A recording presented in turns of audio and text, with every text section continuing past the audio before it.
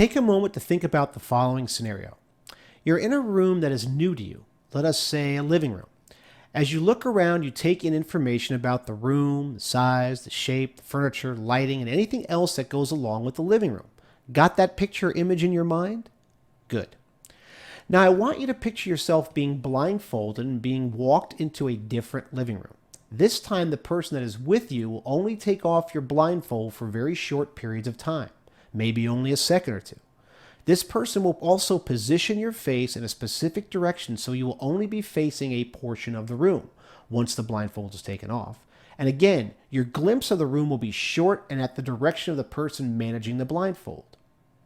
This second scenario is a good example of what impression management is. When we talk about impression management, we're talking about a person influencing another person's interpretation of a person, place, or thing by controlling the information they receive. Much like the person in the example we spoke about was influencing what you saw in the room by manipulating the blindfold, that person was controlling the information you were getting and thus had an impact on your thoughts of what the room would look like. Our example was a good one, but it will help to put this in more of a real-world example. John is hoping for a promotion. He has been working hard and believes he is the only person in the running for the opening. One day he's eating lunch with Alan, the hiring manager for the new opening, and Alan tells John he's thinking about talking to Warren about applying for the opening. This does not make John happy, and he begins to tell Alan, who only knows a little about Warren, about the struggles Warren has had with his current position, because it takes away from his home life and he wants to spend more time with his 3 children. John is using impression management on Alan to give him a different, albeit potentially false, impression of Warren. Impression management can be either positive or deceptive, or we say negative. As one would think, positive impressions management means you are talking someone up to another person or giving that person only good information so they will think highly of another. When we talk about the negative side, we're talking about deceptive impression management. This is the ugly side of the issue where individuals control or only supply specific data in an effort to pain other individuals, just talking about Warren in a poor light. There are several categories of deceptive impression management.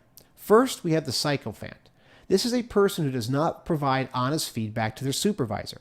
In many ways, they tell the supervisor what they think they want to hear, and in the end, really end up talking behind their back. You see, impression management does not always have to be direct contact with an individual like John speaking to Alan, saying specifically what they want the other person to hear. Rather, it can also be deceptive in nature by simply not telling a person what you believe and giving them a false sense of security or understanding. Next, we have the formal manipulator. While it can be said that all impression management is manipulation, the formal manipulator takes it to another level. While individuals might try to manipulate someone using information, the formal manipulator has a structured plan of exactly how to do it, specifically what information he wants or does not want his contact to know, and ultimately what he wants to get out of the situation in the end.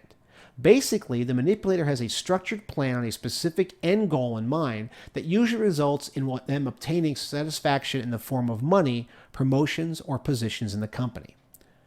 The formal manipulator is like the bad guy in the old soap operas or the person on the reality show that's always plotting to get ahead. Next, we have the direct liar. The direct liar is exactly that, a person who will give false information to gain an advantage. They are not as calculating as the formal manipulator, nor are they as passive as the sycophant. The direct liar, well, lies almost at the drop of a hat to get what he or she wants out of the situation. The problem is they are not as well thought out as the formal manipulator and usually in the end are discovered. Finally, we have the goody two-shoes. This is a person that will manage the information a person receives with the intent of not hurting another individual. For example, they might not tell their boss something about a coworker as it will get them in trouble. If the boss asks, they might shade the truth some or not give all the details. Their intent is to not hurt anyone, but in the end, they are sometimes a victim as they were not honest when asked for information. Some liken this to the sycophant, but the difference here is this person is withholding information to not hurt individuals, where the sycophant is simply telling people what they want to hear. In the business or social world, impression management is a fact of life. Sometimes it's done to keep individuals from being hurt, and sometimes it's done to gain an advantage. Thus, it usually has a negative connotation. Remember, Impression management is when a person influencing another person's interpretation of a person, place, or thing by controlling the information they receive. To that point, there are several different categories of impression management. Sycophant, a person who does not provide honest feedback to their supervisor. Formal manipulator, has a structured plan of exactly how to do it, specifically what information he wants or does not want his contact to know, and ultimately what he wants to get out of the situation in the end. Direct liar, a person who will give false information to gain an advantage. And goody two-shoes, will manage the information a person receives with the intent of not hurting any individual. In reality, it's difficult to look at impression management in any other way other than deceptive, and truthfully, that's really what it is.